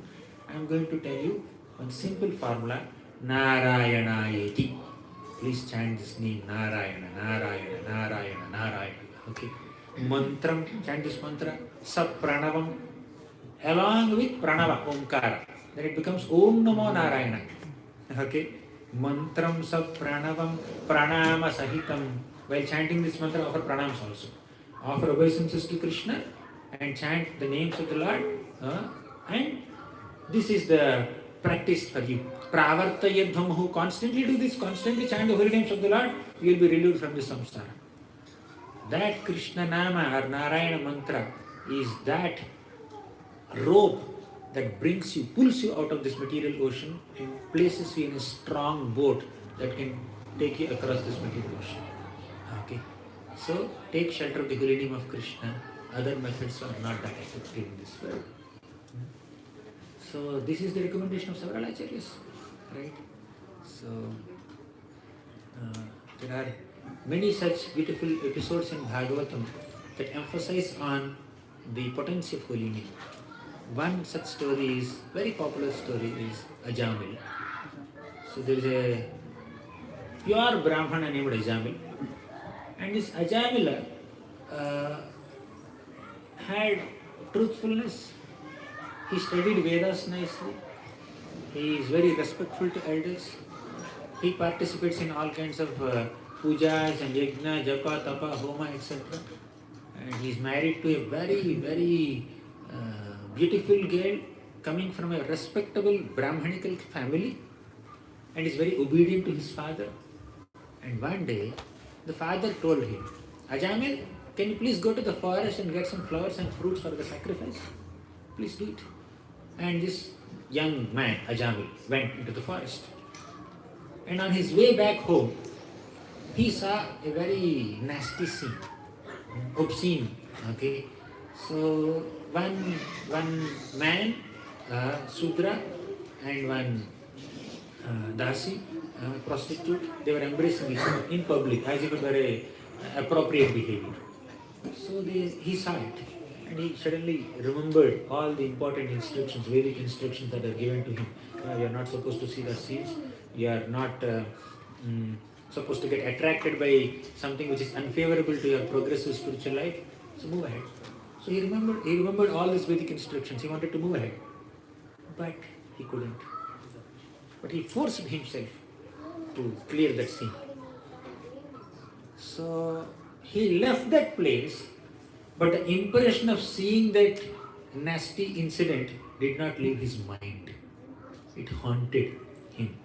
You see, when we see something unnecessary, don't think that my interaction with this scene is restricted to only the 2 seconds or 3 seconds or 10 seconds of my watching. That creates an impression in the mind, and that constantly keeps popping up, right? And it pulls us into deeper meditation. So Ajamil became so distracted. Eventually, to cut the long story short, he has given up his worshipable parents. He started utilizing all the wealth of his father to please that prostitute, and he has also given up his beautiful, respectable wife, coming from a good family. He gave her up also, and started living with that prostitute. In the association of that lady, he lost all his Brahmanical culture. Because of undue attachment to her, he started living in very, very dishonest means. He started earning livelihood in very unmentionable ways. He was beating people, cheating people, looting people, killing people, kidnapping people, threatening people, somehow getting money and making his living. In this way, he had so many kids begot through her. And when he was at the age of 88, he had a small toddler baby. He is unable to speak also. Somehow, by his great fortune, he kept his name as Narayana. Okay. So that little child, hardly 2 3-year-old baby, so he is called Narayana. And this Ajamil is extremely attached to this Narayana. Narayana, please come and drink this. Narayana, please come and eat this. Narayana, come and sleep. It's time now. Narayana, please get up. It's in the morning. Okay, Narayana, do this. Narayana, do that. Narayana, Narayana, Narayana. Constantly he is chanting with great affection for his son, not for the Lord. Right? Affection for the son. So, in this way, he lived his life for 88 years. And one day, he became very sick. And his wife neglected him. He was lying on the deathbed. And 3 Yamadutas came. Ajamil performed so many sinful activities with his body, mind and words. Okay? At the emotion level, expression level, action level, he is sinful for the last several years. So because he committed so many sins through his body, mind and words, 3 Yamadutas came to take him to hell. So seeing the twisted faces and fierce forms of all these Yamadutas, Ajamil became very fearful. And in great anxiety, he started chanting Narayana. When you are fearful, when you are anxious, when you are happy, when you are excited, you start remembering the name of that person who is very dear to you, right? That's why you have to chant Krishna, Krishna always. Right? So, who is dear to this Ajamil? His son Narayana. He is calling Narayana, Narayana, Narayana, Narayana, come here, come here, come here. But Narayana is not coming. That little child is playing nearby. So this boy, innocent child, he did not have the ability to understand the emotions of his father. My father is dying. This boy cannot understand this. My father is lamenting out of love and affection for me. He is calling me. The boy is unable to realize. He may be playing there with his smartphone or whatever, some toys. He is in his own world. He cannot understand. Many times we invest so much of love and emotions and energy and time in some people, they may not have the ability or intention to reciprocate with our love. Right? In ignorance, we ignore those relationships that actually nourish us, and we embrace those relationships that actually neglect us, ignore us. So here he invested so much of feelings on this little boy. Nothing wrong for a father to invest feelings in this little boy. But out of his undue attachment to his wife and children and all the sinful means of living, he neglected the Lord. That's the issue with him. So Ajamil, he was calling Narayana, Narayana, Narayana, Narayana. The boy is not coming. Yamadutas were there trying to take the soul from his heart and take him to Yamalok. Then when he chanted Narayana, Narayana, Narayana, the boy did not respond because the boy is not Narayana. Original Narayana responded because the name and Narayana are non-different. Nama Chintamani Krishna Chaitanya Rasa Vigraha Purna Shuddho Nitya Mukto Abhinnatvan Nama Naminaha. There is no difference between the Nama and Nami. So in the material world, a person may have a name and he may have some qualities, they both may not match. But in the spiritual circles, the person and the name of the person are non-different. So when he chanted Narayana, the original Lord Narayana responded, because this name is Narayana directly, but the boy is not Narayana. Boy did not respond, God responded. Okay, so he said, because he chanted Narayana, 4 syllables of my name, 4 Vishnudutas, come here, go and rescue this Ajamil. So 4 Vishnudutas came there. So to counteract 3 Yamadutas, we don't need 4 Vishnudutas. But somehow the Lord had sent 4 Vishnudutas. 3 Yamadutas, 4 Vishnudutas. Okay, confronted. Big discussion. To cut the long story short, these 4 Vishnudutas chased the 3 Yamadutas away and saved Ajamil. And gave him a second chance. By the way, the message of Ajamil's story is not that do whatever you want throughout your life. At the end, chant Narayana. Sufficient. Right? Ante Narayana Smriti. Sufficient. So that's not the message of this story, by the way. And that's what I'm telling you. Ajamil did not immediately go to Vaikuntha. Ajamil was just given a second chance. So then he went to Haridwar and chanted the names of the Lord for 12 years. And after 12 years, Vaikuntha airplane came and took him to Vaikuntha. Okay. So, if Ajamil chanted the name of Narayana without faith, what will happen if he chant the name of the Lord with faith? If Ajamil chanted the name of the Lord to indicate his son, what will happen if he chant the name of the Lord to indicate the Lord? Ajamil chanted with a sinful background. What will happen if he chant the name of the Lord by following the 4 regulative principles throughout your life? Ajamil chanted at the time of death. What will happen if you chant throughout your lifetime? Therefore, this Ajamil episode is encouraging us to constantly chant the holy names of the Lord with all love and affection, investing your feelings and emotions to the best of your ability. You may not get tears immediately. It's not your sadhana. Okay, sit straight, back erect, chant the holy name, now cry. It doesn't work like that. So tears will come when you develop love.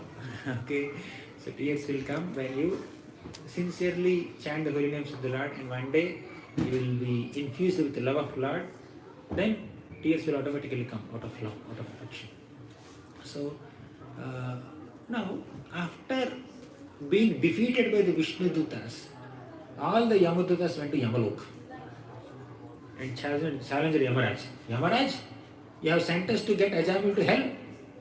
Some 4 effulgent personalities came and cut our ropes and they have chased us away. What's happening here? So, bring all these Vishnudutas to Yamalok, punish them in front of us, then only we will accept that you are our master. Otherwise, we will think that we are serving a firefly. All the Yamadutas challenged Yamaraj like this. Then Yamaraj said, foolish people, can't you understand the potency of holy name? Just by chanting Narayana mantra, Ajamil was rescued. Can't you understand the potency of holy name? Then Yamaduta said, that's what our problem is. And you are giving the same example to convince us.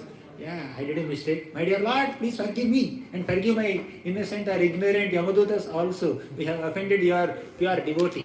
Because just by chanting the name Narayana, once offenselessly, your devotee Ajamil has been completely purified of all sinful reactions. It is said that if we chant the holy name of the Lord, either Narayana or Krishna, Rama, Narasimha, Varaha, Vamana, Matsya, Kurma, whatever, if we chant the holy name of the Lord without any offenses, then the potency of that holy name of the Lord can destroy all the offenses that we can possibly commit and much more than that. In fact, we don't have the ability to commit so many sins that one holy name can eradicate. We don't have the potency to commit so many sins also. The holy name's potency is so much. So, the holy name of Krishna is so potent, that even one sincere chanting can destroy unlimited sinful reactions, just like one little matchstick, matchstick. One little matchstick can burn a big pile of dry grass. It may be 1 ton dry grass, but you just put one matchstick, in few minutes everything is gone. Okay? So one effective medicine can destroy the disease. Similarly, one sincere chanting of the holy name of Krishna can destroy all sinful reactions.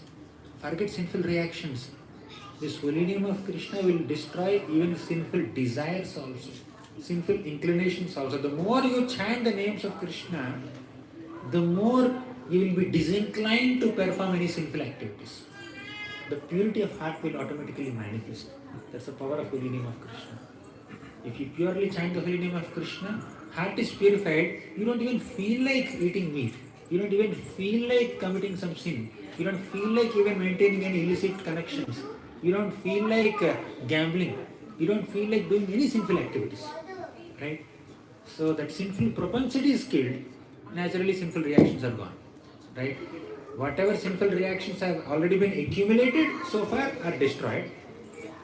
And whatever sinful activities that we are going to come in future are also destroyed. Okay? By chanting the holy names of the Lord. And this destruction of sinful reactions or activities is one small effect of holy name only. Ultimately what holy name can give us is Krishna Prema. Okay? So that's why it is said that this holy name of Krishna is an abode of all auspiciousness. Okay, I was speaking about this story, right? All these Yamadutas went to Yamaraj and challenged him. Why this 4 Vishnudutas came and cut our ropes and saved Ajamil in this way? Then Yamaraj said, I am going to dictate some instructions, write them nicely, write in bold letters, put in notice board of Yamalok. Whenever you are going with your ropes to capture all sinful people, see that notice board. Read that instructions very carefully. Read our policies and protocols nicely. And then go and capture sinful people. What is that policy? Yamaraj's policy? The policy of Yamalok. Jihvanavakti bhagavad gunanamadheyam chetascha nasmarati taccharanarabindam Krishnaya no namati yachira ekadapi tananavadhyama sato krita vishnu krityan. Whom should you bring to Yamalok? Read this sloka. Jihvanavakti bhagavad gunanamadheyam. A person who has never chanted the name of Krishna with his tongue even once, he should be brought to hell. Chetascha nasmarati taccharanara vindam. A person who has not remembered the name of Krishna within his mind even once, bring him to hell. Okay. So Krishnaya no namati yachira ekadapi. A person who has not offered obeisances unto Krishna even once, bring that people to hell. Why? Akrita Vishnu Krityan, they have not performed any devotional activities, they are supposed to be brought to hell. Don't bring people those who chant the holy names of Krishna. Don't bring people those who are offering obeisances to Krishna. Don't bring people who are remembering Krishna. So, you chant Krishna's names, Yamaraj will join you in Kirtan. He doesn't have time to take you to hell. Right? So, if you sincerely chant the names of the Lord and glorify Krishna, Yamaraj will be eager to sit in that Kirtan and Harikatha. So, there is no possibility of we going to hell. So, and by the way, escaping hell is not the only product of chanting the holy name. We attain Krishna Param, ultimate, we enter the spiritual world. So, but Yamaraj is saying this, that please write this protocol very boldly in our notice board, right? So, since then, whenever the devotees see, whenever Yamadutas see devotees, they will run away. Yamadutas will not come to you. They will see you, they will run away from there. Why? There is bead bag in our hand, right? Right, there is bead bag in our hand, they will think that this bead bag, this mala is more powerful than our Yamapasha. Right? So this Bhagavatam book in his hand is more powerful than the gada that we are holding. So they will just run away. Te deva siddha parigita pavitra gatha ye sadhavaha samadrusho bhagavat prapanna. तान्नोपसीदत हरेर्गदयाभिगुप्तान् नैषां वयं न च वयः प्रभवाम दण्डे. The second policy. One policy, whom to bring to hell. Next policy is whom not to bring to hell. Okay, Yamaraj is saying, Te Deva Siddha Parigita Pavitra Gatha. The glories of great devotees who are chanting the holy names of Krishna, they are sung even by great devatas. Even devatas are also glorified if you chant the holy names of Krishna sincerely. Te Deva Siddha Parigita Pavitra Gatha. Ye sadhavaha samadrisho bhagavat prapannaha. Such sadhus are completely surrendered unto the Lord. Chanting the holy name of the Lord means to express your surrender in front of Krishna. You are admitting Krishna, you are the supreme and I am your subordinate. If you chant Krishna, Krishna, Krishna, Krishna, multiple times you chant. The more you chant, the more you are expressing your surrender in front of Krishna. Right? So, Te Deva Siddha Parigita Pavitra Gata. Ye sadhavaha samudrsho bhagavat prapannaha. Tannopasidata harer gadaya bhiguttan. Please don't approach such people, my dear Yamadutas. Yamaraj is saying. Why? Harer gadaya bhiguttan. Lord Hari has a gada. What is the name of Lord Hari's gada? Sudarshan Chakra. Gada, I am asking gada. Club. What is the name of gada, the Lord? Anyone here? Any kids here? Kaumodaki, correct. Kaumodaki gada. This Kaumodaki gada is constantly encircling the devotees, and if anyone enters that circle, gada will just beat their head. Right? Gada is always tainted with the blood of these demons. So Yamadutas don't go there. So chant the holy name of the Lord. Krishna's Kaumodaki gada will just circle you. Right? So this is what Yamaraj told. Even Yamadutas become fearful if the name of Krishna is dancing on your tongue. And beadbag is there in your hand. Not that you are sleeping, when beadbag means is there in your hand means you are also chanting. Okay? So the name of Krishna is the abode of all auspiciousness. That's why it says, Kalyananam nidhanam kalibalamathanam pavanam pavananam patheyam yanmumuksho saparipada praptaye prochamanam Vishramasthanamakam kavivaravachasam jivanam sajjananam Bijam dharmadrumasya prabhavatu bhavato bhutaye Krishna nama Kalyananam nidhanam. This holy name of Krishna is a nidhana. Nidhana means treasure of all kalyanas, means auspiciousness. Kalyananam nidhanam Kalimala mathanam pavanam pavananam. Kalimala mathanam. This holy name of Krishna can completely destroy the mala, contamination of Kali. Pavanam pavananam. Of all the purifying agents, the most purifying agent is Harinam, Krishnanam. Pavanam pavananam. Patheyam yanmumukshoham. Sapari parapada praptaye projamanam. Patheyam yanmumuksho means you are traveling. You are a traveler. So in the olden days, people did not have flights. They don't have buses, cars. So they used to travel by foot. They carry some food in their hands. They will travel from one place to another place. So while traveling, they need some food and they also need some rest. How long you can walk? 1 kilometer, 2 kilometers, 9 kilometers, 20 kilometers. You have to take some pause, right? So they find some nice Vishramasthana. They find some nice spot, park, little garden where there is some shade. They will go and take some shelter, right? So we are also travelers. Where are we traveling? From where? What is our source and destination? Anyone here? We are all travelers. Huh? Birth to death. Okay, that's good. Birth to death is our one journey. Okay, any other journeys that all of us are doing now? From material world to spiritual world. That's our journey, real journey.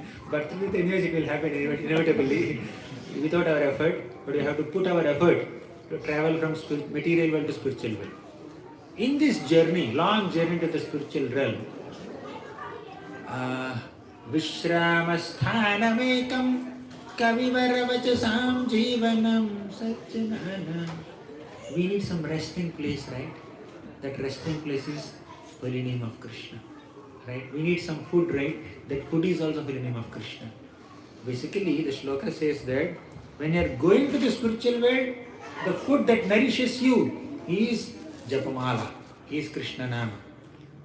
Or the place that gives you some rest and solace when you are struggling with this material world, material miseries, is Krishna Nama. When you are walking, you get tired, right? You need to take some rest. Similarly, when you are struggling in this material world, you need some rest, right? Holy name can give you that rest. You need some food, right? Holy name can give you that food. Vishramasthanamekam kavivaravachasam jivanam sajjananam.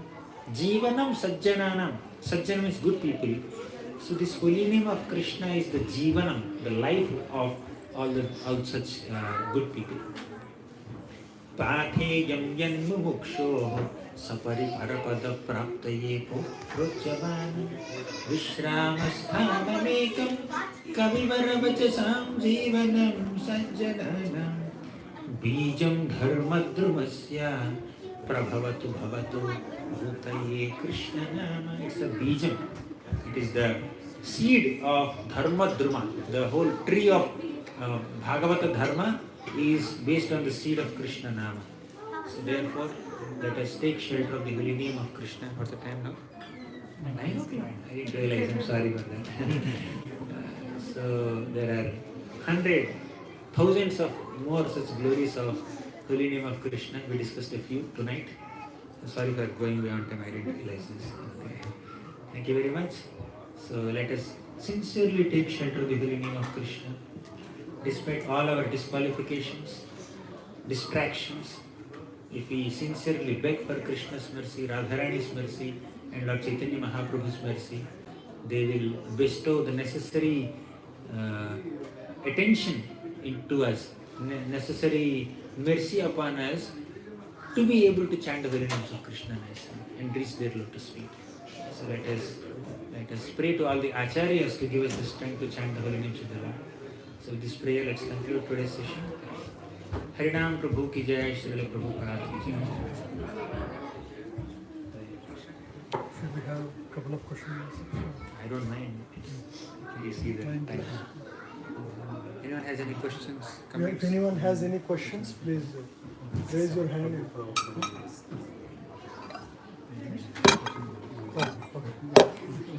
Speak loud. So. Hare Krishna Prabhu. Prabhu, it's just an observation. Like I've always seen all the monks, all the saints wearing orange, and the color of hinduism is also orange. So just wanted to understand why is it that? Like what is the importance of orange? Why? It represents. Repeat the question. She's asking why monks are wearing orange. When I went for US visa, the visa person, the interviewer first asked, "Is orange your favorite color?"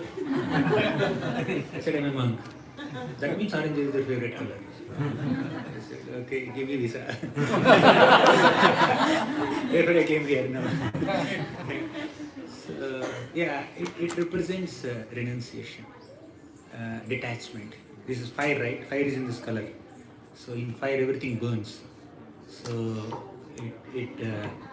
this represents that we are aspiring to burn our material desires, burn whatever is unwanted on our way to the spiritual world, to the lotus feet of Krishna. It represents detachment. Okay. And so many people have accepted this cloth, and we are also accepting. And by the way, cloth doesn't matter. Cloth, hairstyle doesn't matter. Right? So you can travel in cars, you can wear a crown, you can wear colorful dresses, you can wear diamond ornaments, and you can chant Hare Krishna. No issue. Right? So it's not about the order of renunciation that's required, it's the spirit of renunciation that is required. If you have that spirit of detachment from anything material, and if you have that spirit of attachment to Krishna, your dress, your gender, your nationality, your caste, creed, any such external consideration has no relevance. You can attain Krishna, right? So some people prefer to be in this way, some people prefer to be in that way. That's okay, it's external. But what is more important is dedication to chant the holy names of Krishna and dedication in loving the Lord. Thank you. So I have a question on Hare Krishna mantra.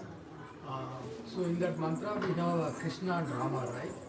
And Lord Chaitanya Prabhu is the combination of Radharani plus Krishna, right? And Radharani is the highest devotee of Krishna, right? So why did he pronounce the Rama and Krishna both? Why did he? Ram, Krishna, Narasimha, Varaha, Vamana, Matsya, Kurma, they're all different forms of the same God. Okay, coming to the Hare Krishna mantra, there is Rama and there is Krishna. Rama and Krishna, both are the names of the same Lord. Krishna means one who is all attractive. Rama means one who is the supreme enjoyer, and he also gives supreme enjoyment. So both names are referring to the same Lord. Okay, so it's the mood in which we are chanting.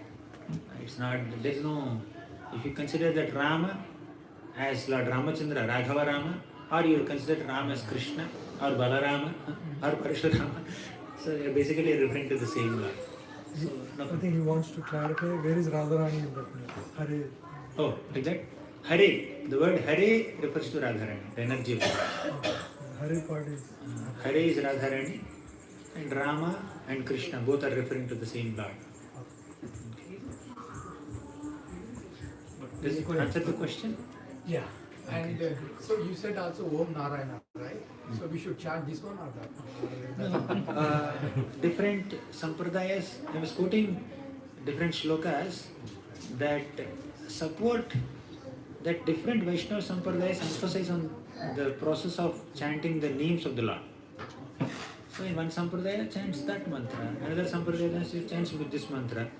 Basically we in connection with the Lord. So Hare Krishna Maha Mantra is recommended mantra in this Vaishnava sampradaya. You can say. Okay. You can hear. Yes. Hare Krishna. So we all are like, I think 90-95% of the people here are just in the process of following the steps of Radha and Krishna. And we all are in the material world and we are all suffering to an extent, maybe 99%, 99.99%. So you are already a monk and you already achieved a lot in terms of going towards a spiritually head of everybody of us here, right? So to an extent, Okay. to an extent, to an extent, at least, right? So that's why we're listening, you are speaking, right? So how much you are suffering?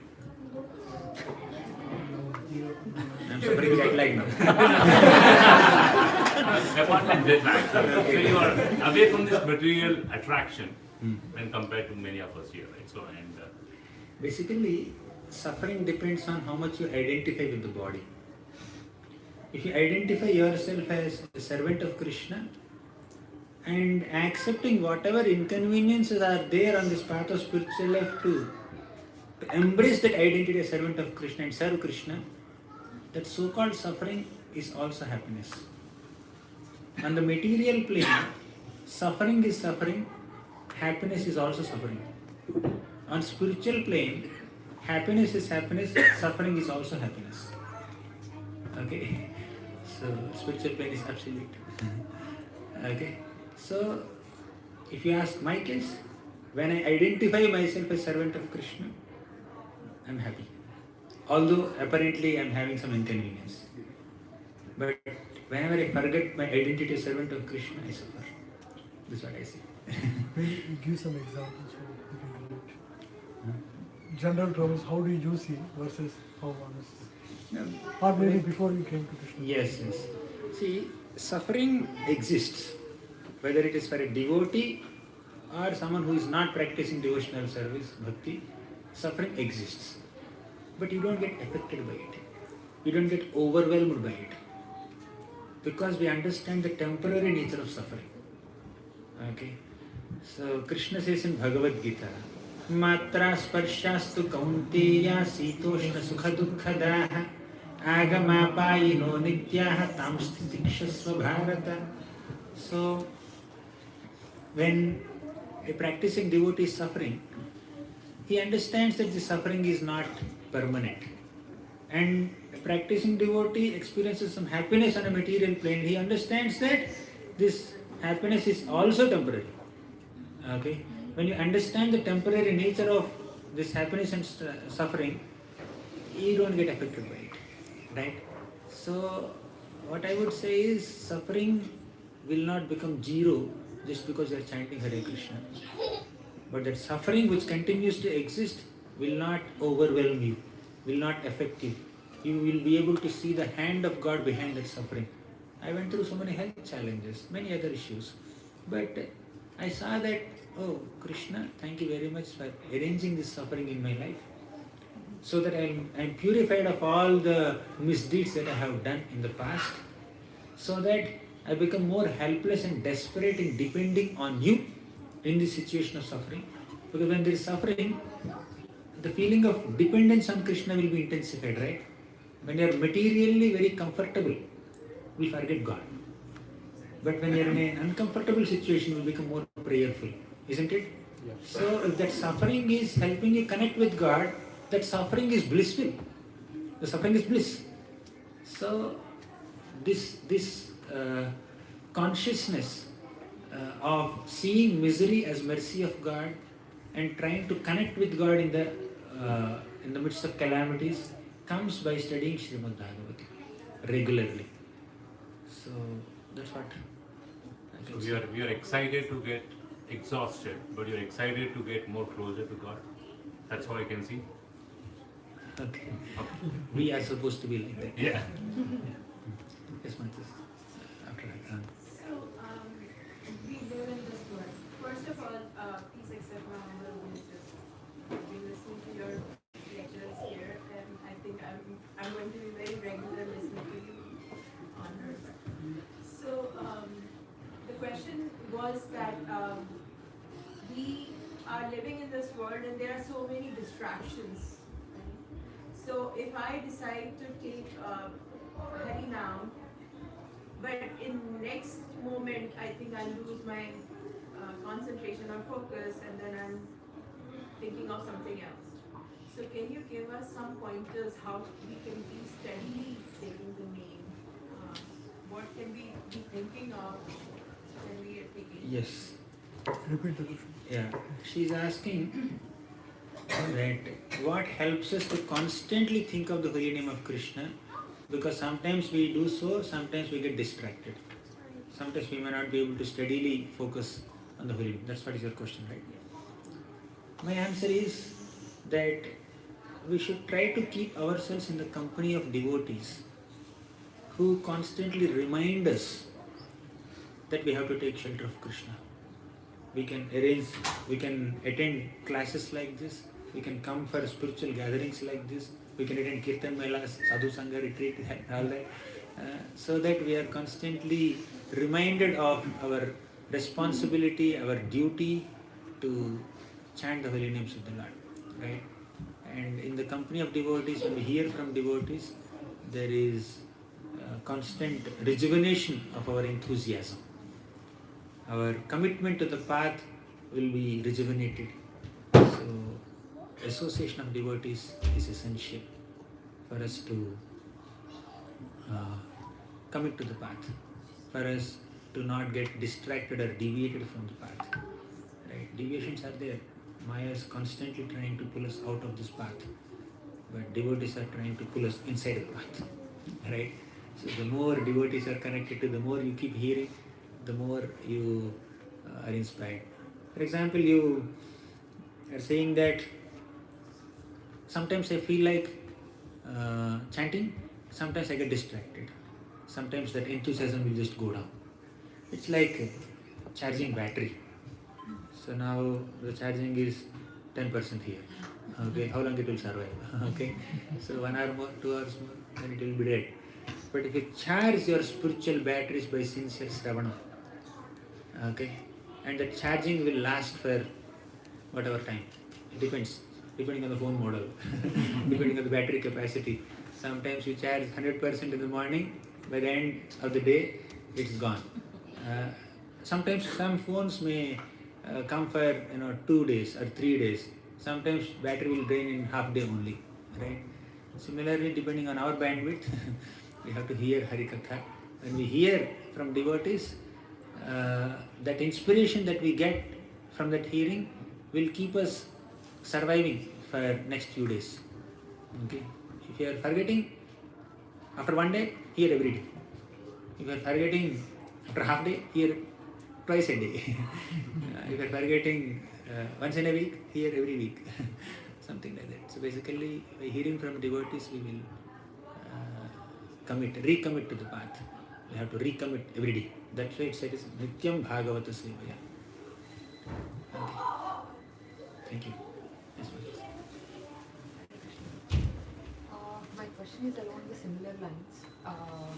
Like, I'm in the very beginning of this path, and sometimes the pull from the other side is stronger than the pull from Krishna consciousness. Like, sometimes, when other people who are not on the path argue, like, why are you doing this? Have you seen it? Like, have you seen God? Or all those questions.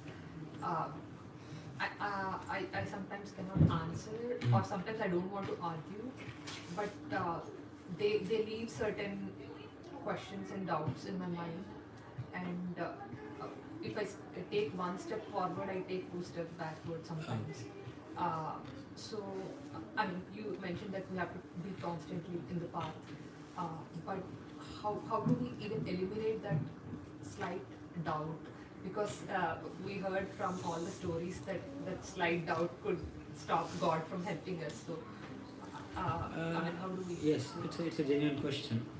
She's asking, I take one step forward to Krishna consciousness, but some people challenge me. They ask so many questions that I am unable to answer. And I don't want to answer or argue, but still their questions may leave some doubt in me, and that will slacken my enthusiasm, whatever. So, those who don't follow the path of bhakti are of two categories. One is na bhajanti, second is avajananti. One is ignorant, second is arrogant. When arrogant people are challenging us, we should stay away from them. When ignorant people are asking genuine questions, we should try to teach them to the best of our ability. Okay? But if we don't have the bandwidth even to teach innocent people, ignorant people, we need to understand I need a little more training. So instead of taking the challenges of such people seriously, we should first equip ourselves with the necessary maturity, necessary philosophical understanding by studying Shastra. Then you will be able to answer those questions. Right? So bhakti cannot be done just based on some sentimental faith, blind faith. You need to have strong philosophical foundation also. For that you need to read Shastra. Initially, you just began the path and somebody is just challenging you, you may not be able to answer them. And that should not slacken your faith also, because in day one you cannot get everything. Somebody just joins engineering college, civil engineering. Some naive person will ask him, why only civil engineering? He said, I didn't get seat in any other room.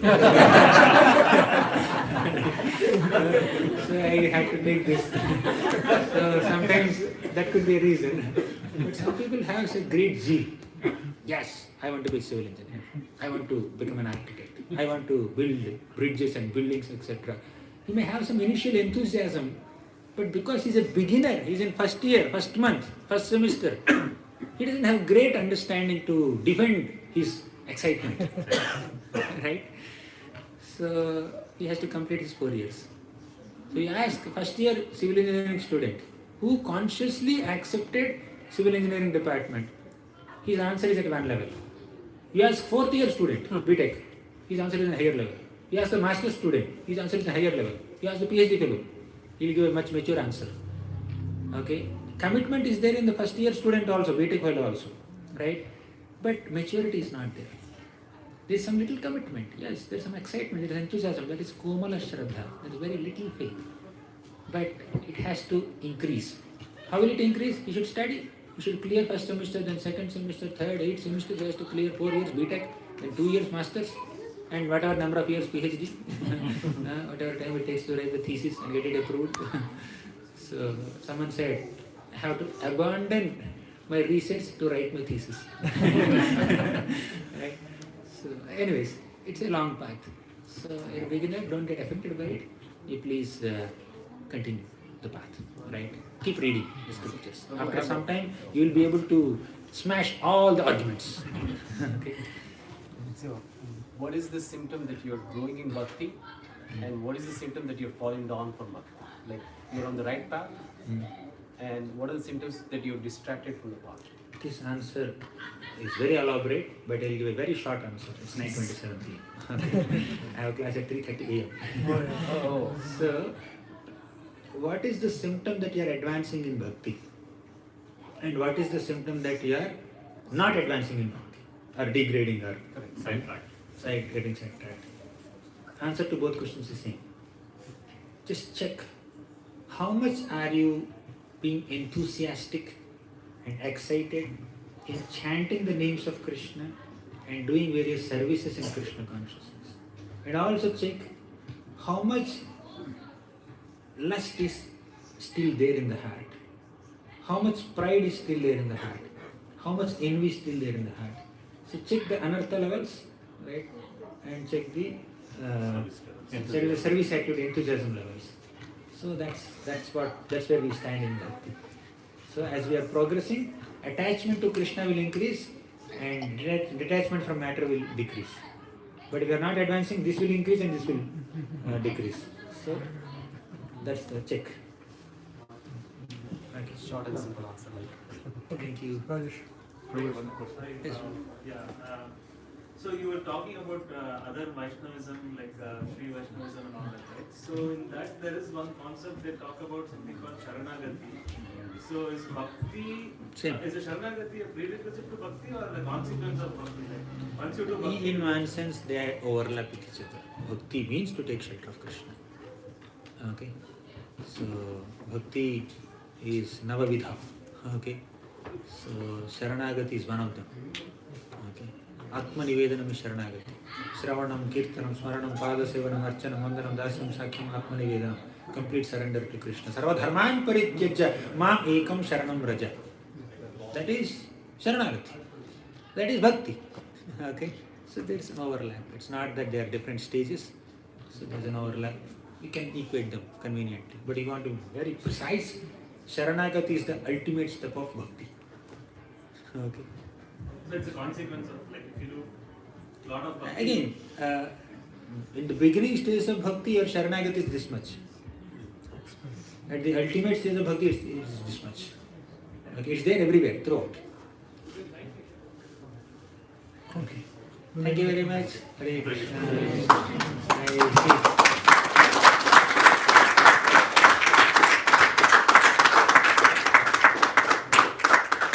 We'll take one picture with Prabhu. Okay. Because so many of you are here. You want to come this way. Some of you can sit. Kids can sit in the front.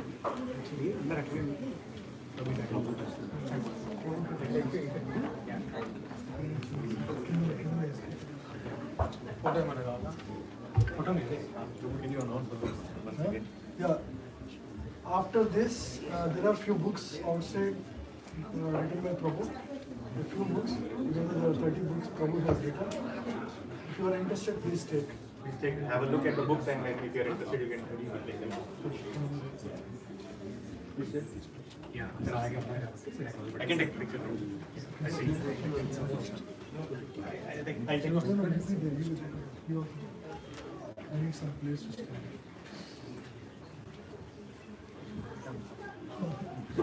Shall I give you some? Yeah, some stool.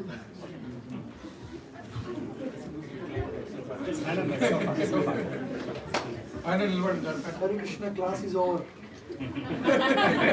Zoom picture time. Thank you. It is also there. Zoom session. Cannot be seen.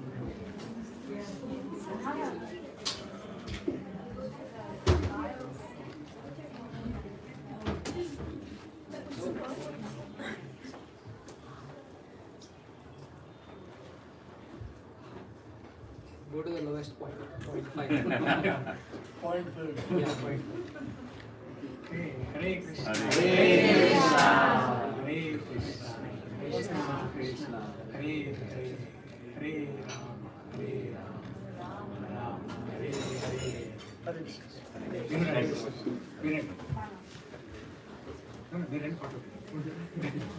You take. I take.